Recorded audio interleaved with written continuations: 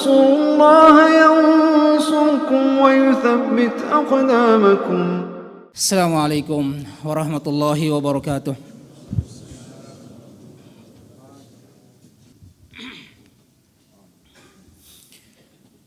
الحمد لله رب العالمين الذي جعل رمضان شهرا مباركا نحمده ونستعينه ونستغفره ونتوب إليه ونعوذ بالله من شرور أنفسنا ومن سيئات أعمالنا من يهده الله فلا مضل له ومن يضلل فلا هادي له أشهد أن لا إله إلا الله وحده لا شريك له وأشهد أن محمدا عبده ورسوله اللهم صل وسلم وبارك على نبينا محمد وعلى آله وأصحابه ومن استنى بسنته إلى يوم الدين. فقد قال الله تبارك وتعالى في كتابه الكريم يا أيها الذين آمنوا اتقوا الله حق تقاته ولا تموتن إلا وأنتم مسلمون يا أيها الناس اتقوا ربكم الذي خلقكم من نفس واحدة وخلق منها زوجها وبث منهما رجالا كثيرا ونساء واتقوا الله الذي تساءلون به والأرحام إن الله كان عليكم رقيبا يا أيها الذين آمنوا اتقوا الله وقولوا قولا سديدا يصلح لكم أعمالكم ويغفر لكم ذنوبكم ومن يطع الله ورسوله فقد فاز فوزا عظيما أما بعد فإن أحسن الكلام كلام الله عز وجل وخير الهدي هدي محمد صلى الله عليه وعلى آله وسلم وشر الأمور محدثاتها فإن كل محدثة في الدين بدعة وكل بدعة ضلالة وكل ضلالة في النار. Ikhwati fillah barakani Allah wa iyyakum. Usikum wa iyaya bitaqwallahi azza wa jal fa inna akramakum indallahi atqakum. Bapak-bapak dan saudara-saudara yang kami muliakan, kita bersyukur kepada Allah Subhanahu wa taala masih diberi kesempatan hidup untuk menjalani penghujung daripada bulan Sya'ban. Satu dari sekian banyak bulan yang Rasulullah sallallahu alaihi wasallam banyak berpuasa di dalamnya. Karena di bulan Sya'ban Allah Subhanahu wa taala mengangkat catatan-catatan amal soleh. Dan betapa bahagianya seseorang ketika catatan amalnya diangkat dalam keadaan dia berpuasa. Namun Sya'ban tinggal beberapa saat lagi kemudian kita akan tinggalkan. Kalau Allah Subhanahu wa taala mentakdirkan kita untuk kemudian berjumpa dengan Ramadan besok atau lusa. Bulan juga di sana penuh dengan keberkahan di bulan Ramadan. Maka kita berharap kepada Allah Subhanahu wa taala masih diberi umur panjang untuk bisa mendatangi dan didatangi oleh Ramadan. Kemudian salawat juga beriring salam kita panjatkan kepada Nabi kita Muhammad bin Abdullah sallallahu alaihi wasallam, para istrinya, kemudian para sahabatnya dan orang-orang yang mengikuti jejak beliau dengan ikutan yang baik sampai akhir zaman. Ikhwati fillah barakani Allah wa iyyakum. Tidak ada kata yang pantas untuk kemudian kita saling mengingatkan di antara kita kecuali satu kata takwa kepada Allah Subhanahu wa taala. Saling mengingatkan di antara kita untuk menjalankan ketaatan kepada Allah Subhanahu wa taala dengan mengerahkan seluruh daya dan upaya, kemampuan dan energi yang ada yang Allah Subhanahu wa taala berikan nikmat itu kepada kita. Demikian pula kita meninggalkan seluruh bentuk larangan Allah Subhanahu wa taala. Karena yang paling mulia di sisi Allah Subhanahu wa taala di antara kita adalah yang paling takwa. Kemudian bapak-bapak dan saudara-saudara yang kami muliakan, untuk kemudian kita bisa bermuamalah dengan maksimal di bulan Ramadan, ada sebuah kisah inspirasi yang kemudian kita bisa jadikan sebagai sebuah semangat agar Ramadan kelak betul-betul kita mengisinya dengan penuh semangat. Sebuah kisah yang diceritakan oleh Rasulullah sallallahu alaihi wasallam yang datang dari sahabat Abu Abdurrahman Abdullah bin Umar bin Al-Khattab radhiyallahu anhuma. Bahwasanya Rasulullah sallallahu alaihi wasallam pernah menceritakan ada 3 orang yang sedang melaksanakan sebuah perjalanan. Kemudian mereka harus bermalam di sebuah gua dan mereka masuk ke dalamnya. Maka kemudian tiba-tiba Allah Subhanahu wa taala menggelincirkan sebuah batu besar yang kemudian menutup pintu gua. Dan mereka tidak bisa keluar darinya. Akhirnya mereka pun bersepakat untuk kemudian mengatakan, innahu la tunjikum min hadhihi as-sahara illa an tad'u Allah bi salihi a'malikum. Tidak ada yang bisa menyelamatkan kita dari musibah dan petaka ini kecuali kita mengadukan kepada Allah, bermunajat kepada Allah dengan menyebutkan amal-amal soleh kita masing-masing kepada Allah. Kita bertawassul dengan amal soleh kita, kemudian kita memohon pertolongan kepada Allah Subhanahu wa taala. Maka salah seorang di antara mereka yang pertama mengatakan, berdoa kepada Allah Subhanahu wa taala, ya Allah, saya memiliki kedua orang tua yang masih hidup dalam keadaan renta dan sudah menjadi kebiasaan bagi hamba untuk memberikan kepadanya susu perahan di sore hari. Dan saya tidak akan memberikan kepada istri anak-anak saya kecuali pertama kali saya berikan kepada mereka berdua. Hingga suatu ketika saya harus pergi jauh mencari kayu bakar dan tidaklah hamba kembali kecuali sudah dalam keadaan malam. Kemudian hamba membuatkan perahan susu untuk kedua orang tuaku, namun mereka telah dalam keadaan terlelap tidur. Hamba mengkhawatirkan untuk mengganggunya sehingga hamba tidak ingin untuk kemudian mereka berdua terbangun. Maka hamba pun duduk di sampingnya, sementara susu perahan ada di tangan saya, dan tidaklah mereka berdua bangun kecuali sudah dalam keadaan terbit fajar. Kemudian hamba memberikan susu perahan itu kepada mereka, sementara anak-anak saya menangis di bawah kedua kaki saya. Saya memberikan itu kepada kedua orang tua hamba. Allahumma in kuntu fa'altu hadha ibtiga'a wajhik fafru anna ma nahnu fih. Dia berdoa kepada Allah Subhanahu wa taala, ya Allah, kalau memang yang hamba perbuat ini ikhlas mengharapkan wajah-Mu, maka keluarkanlah kami dari musibah ini. Maka Allah Subhanahu wa taala menggeser batu tersebut, namun tidak bisa mengeluarkan mereka bertiga. Kemudian orang yang kedua kemudian berdoa kepada Allah Subhanahu wa taala dengan bertawassul dengan amal-amal soleh yang pernah dia perbuat. Dia berdoa kepada Allah Subhanahu wa taala, ya Allah, saya memiliki seorang sepupu perempuan dari anak pamanku yang sangat cantik. Saya sangat mencintai dan menginginkannya sebagaimana seorang laki-laki mencintai dan menginginkan seorang perempuan. Sehingga aku mengajaknya untuk berbuat tidak senonoh kepadanya dan dia pun menolaknya. Hingga pada suatu saat datang paceklik, dia pun datang kepada saya, dia pun datang kepada hamba untuk meminta bantuan. Maka hamba pun memberikan kepadanya 120 dinar dengan syarat dia harus mau melakukan perbuatan yang tidak senonoh dengan saya, dan dia pun menyetujuinya.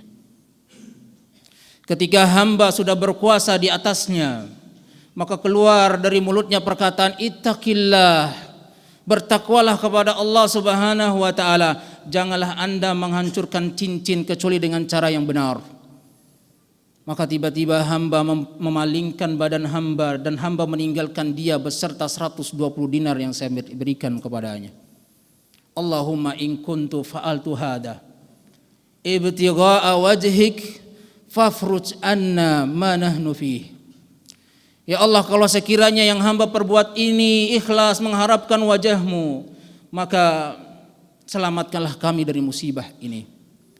Allah Subhanahu wa taala menggeser batu tersebut, namun belum bisa menyebabkan mereka bisa keluar dari gua tersebut.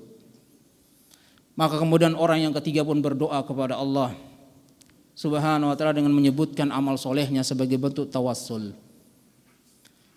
Dia berdoa kepada Allah Subhanahu wa ta'ala, ya Allah, saya atau hamba memperkerjakan beberapa pekerja. Kemudian ketika tiba masa penggajian mereka, saya memberikan upah mereka secara adil, kecuali satu orang yang pergi tanpa kemudian mengambil upahnya. Kemudian hamba mengembangkan upahnya sehingga menjadi harta yang sangat banyak. Dan suatu saat kemudian orang ini pun kembali meminta haknya kepada saya, meminta haknya kepada hamba. Kemudian dia mengatakan, mana upahku dulu? Kemudian hamba mengatakan kepadanya, ini upahmu. Dari lembah yang ada di sana banyak onta-onta, sapi-sapi, kambing-kambing, domba-domba, semuanya milikmu. Maka orang ini mengatakan, engkau jangan mengejek-ejek saya, jangan mengolok-olok saya. Kemudian hamba mengatakan kepadanya, saya tidak mengejekmu. Maka orang itu pun mengambil seluruhnya, tidak ada satu pun yang tersisa untuk hamba. Ya Allah, kalau sekiranya yang hamba lakukan ini tulus ikhlas mengharapkan wajah-Mu, maka berilah pertolongan kepada kami dalam musibah ini. Maka Allah Subhanahu wa ta'ala menggerakkan batu itu, kemudian mereka bertiga keluar darinya. Ihwati fillah barakani Allah wa iyyakum. Bukan amal-amal khusus, amal-amal ukhrawi, bukan amal-amal ibadah mahdha, bukan qiraatul Quran, bukan salat malam, bukan amalia-amalia ukhrawi lainnya, tapi muamalah keseharian dihadapkan kepada Allah Subhanahu wa ta'ala hanya karena sebuah ketulusan, maka doa itu menembus kemudian sampai ke langit yang ketujuh. Allah Subhanahu wa ta'ala mengabulkannya. Bahkan di dalam gua yang tidak satu manusia pun bisa mendengar dan melihatnya. Tapi Allah Subhanahu wa ta'ala Maha mendengar, Allah Subhanahu wa ta'ala Maha melihat.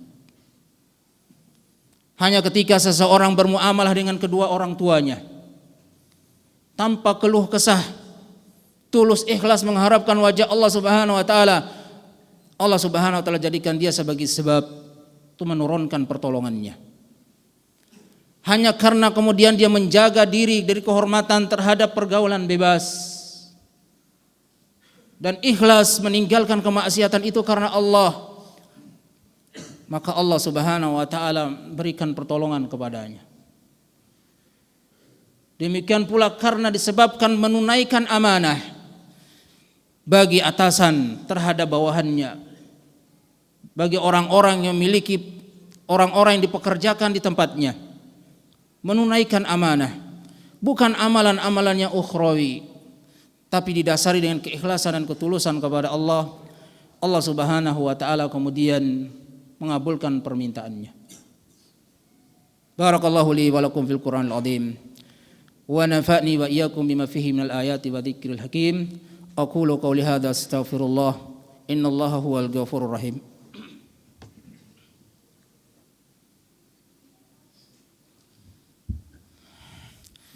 Alhamdulillahi hamdan katsiran tayyiban mubarakan fih kama yuhibbu rabbuna wa yardah. Asyhadu an la ilaha illallah wahdahu la syarika lah wa asyhadu anna Muhammadan abduhu wa rasuluh. Shalawatullahi wassalamu alaihi wa ala alihi wa sahbihi wa sallam. Ikhwana fi din barakani Allah wa iyyakum. Sebuah kisah inspirasi dengan beberapa faedah yang bisa kita pahami. Yang pertama, Allah Subhanahu wa ta'ala Maha melihat, Allah Subhanahu wa ta'ala Maha mendengar doa-doa, Allah Subhanahu wa ta'ala Maha mengijabahi doa-doa. Dalam kondisi seseorang terjepit dengan sebuah persoalan yang secara akal sehat tidak akan mampu kemudian dia bisa keluar dari masalah tersebut, tapi Allah Subhanahu wa ta'ala memberikan pertolongan kepadanya. Sebuah batu besar tidak mampu didorong oleh mereka bertiga. Bahkan kata Syekh Muhammad bin Shalih Al-Utsaimin, kalau sekiranya ada alat berat di masa itu, alat berat pun tidak mampu menggeser batu tersebut. Tapi Allah Subhanahu wa ta'ala menunjukkan kekuasaannya, tiba-tiba batu itu bergeser. Demikian pula ketika kita hadir di bulan Ramadan, Allah Maha tahu hal ihwal kita di bulan Ramadan. Di antaranya apa yang diancamkan oleh Allah Subhanahu wa taala. Wa man lam yada' qaula az-zur wa 'amila bihi laisa lillahi hajatun fi ay yada' ta'amahu wa syarabahu.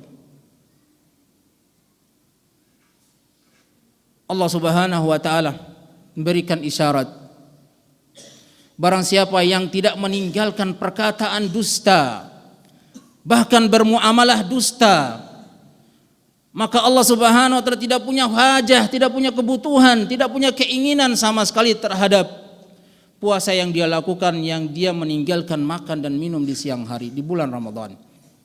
Tidak butuh Allah Subhanahu wa taala. Allah Maha tahu hal ihwal kita.